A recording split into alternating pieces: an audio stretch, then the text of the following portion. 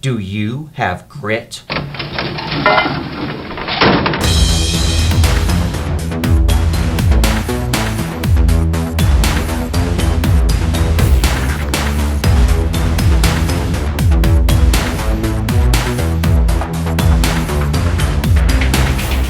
Grit means hard work, determination, perseverance, and most of all, resilience. Bouncing back from problems and failures. Everybody needs grit to succeed, but as an educator, how do you empower your students to keep going when the going gets tough? The Grit Game Show is a motivational assembly about resilience in the form of a live on-stage game show. Your students in grades 3 to 8 will compete in games like Choose Your Future, which helps students think about long-term goals and what it takes to get there.